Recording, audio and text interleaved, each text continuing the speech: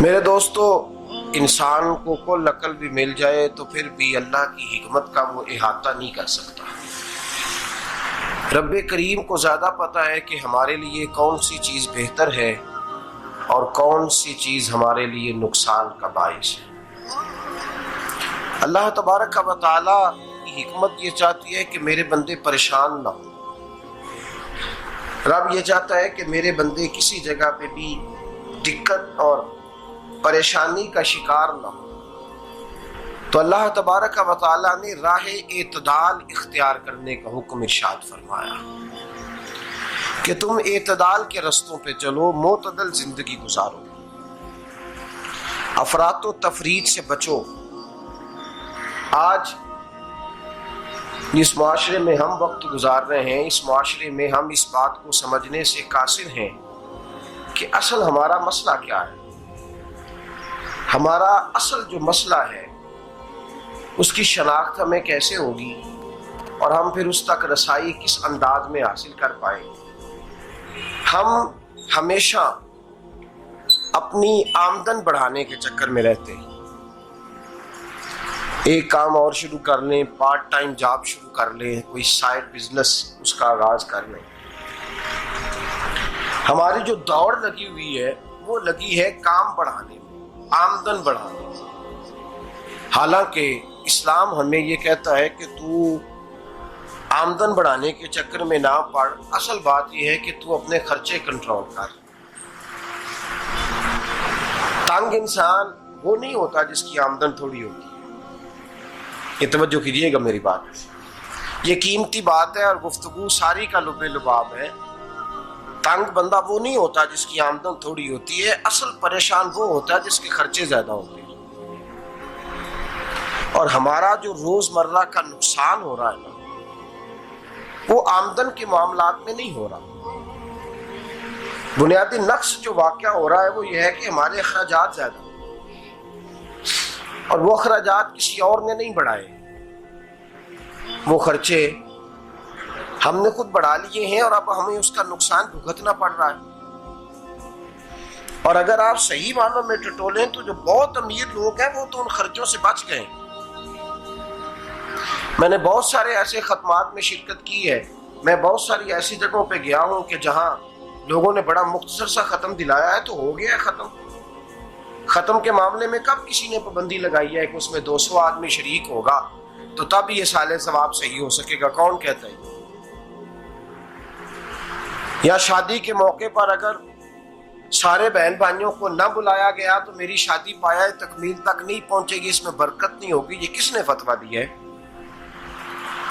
معتدل زندگی کا اسلام حکم دیتا ہے۔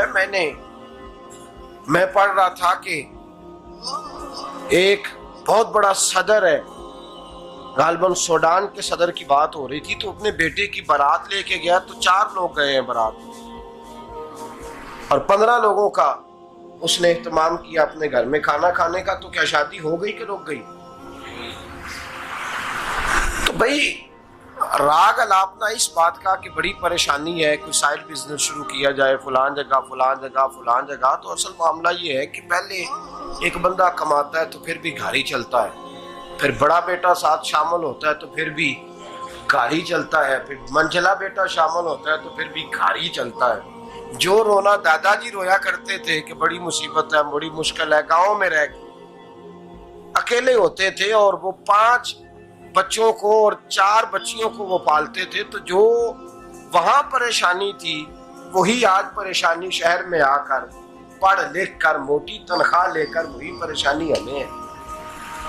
تو میں جس نتیجے پہ پہنچا ہوں اس کو پڑھ کے، قرآن مجید کی چند آیات کو دیکھ کر اور اس مفہوم کی جو حدیثیں کتب احادیث میں پائی جاتی ہیں اور ہمارے بزرگوں نے ہمیں جو مزاج اس حوالے سے دیا ہے، میں اس نتیجے پہ پہنچا ہوں کہ مسئلہ آمدن کا نہیں، مسئلہ خرچے کا ہے۔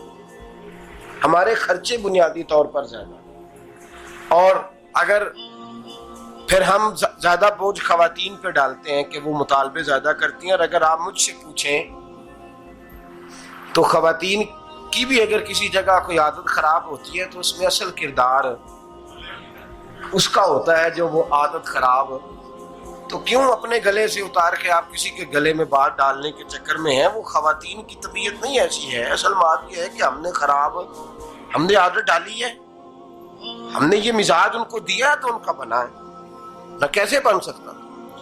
تو اعتدال جب تک زندگی میں نہیں ہوتا، پانی پیاس بجھاتا ہے لیکن ایک گلاس ہی ہو تو پیاس بجھاتا ہے، بالٹی کو منہ کو لگائے گا تو کپڑے بھگو دے گا اس کے.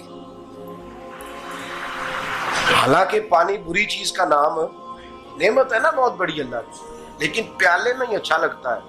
کوئی مٹکا منہ کو لگائے گا تو تانگ ہوگا، پیالہ ہی بہتر ہے اس کے لیے. تو میرے دوست، مٹکے سے بھی بعض اوقات کام چل جاتا ہے، لیکن اگر کوئی کہے نہیں مجھے دریا ہی چاہیے تو اس کا تو گھر بہہ جائے گا، سارا گھر بہہ جائے گا اس کا. ہمیں دریا قابو کرنے کا موڈ بنایا ہوا ہے تو اس سے گھر بہا کرتے ہیں، اس سے گھر بنا نہیں کرتے. گھر پیالے سے پانی پینے سے بنتا ہے. اگر تو دریا پہ قبضہ کرنے کا موڈ بنائے گا تو گھر بنے گا نہیں، گھر بہہ جائے گا. آگ نہ ہو تو کھانا پک نہیں سکتا، لیکن ہلکی آنچ سے کھانا پکتا ہے. اور اگر آنچ تیز کر دی جائے تو جی قرینے قیاس بات کر رہا ہوں، میں عقل سے ماورا نہیں کر رہا. قرینے قیاس سمجھانے کے لیے مثالیں دے رہا ہوں. ہلکی آنچ پہ کھانا پک جاتا ہے اور آگ تیز ہو تو کھانا جل جاتا ہے.